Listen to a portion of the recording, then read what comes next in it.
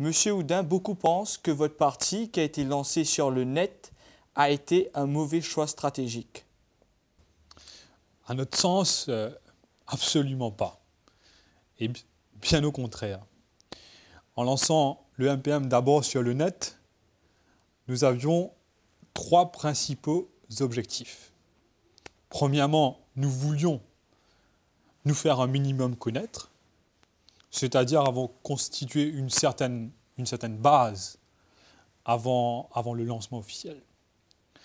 L'autre objectif était de commencer à tisser un réseau dans le milieu politique, ce qu'on appelle communément le networking. Puis il était question, finalement, de recueillir les diverses propositions des internautes mauriciens et des diverses propositions des Mauriciens, ceux se trouvant aussi à l'étranger. À l'heure actuelle, le MPM compte plus de 8100 supporters.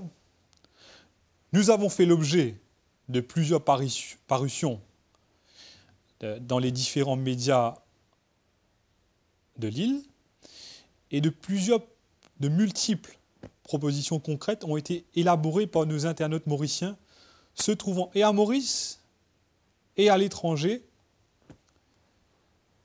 et cela à travers le biais des différents topics créés sur notre page Internet. Nous recevons également plusieurs idées de réformes par courrier électronique.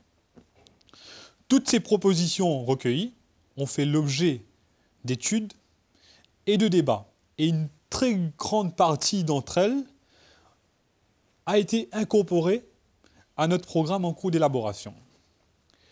Pour finir, notre réseau dans le milieu politique ne cesse de grandir. En ce qui nous concerne, nos objectifs primaires sont en de très bonne voie d'être atteints. Et d'ailleurs, pour vous dire sincèrement, je pense que cette question ne se pose plus. Car il semble que depuis la naissance du MPM et de sa politique 2.0, jugée absurde par certains, cette idée a été massivement adoptée par les principaux partis politiques actuels.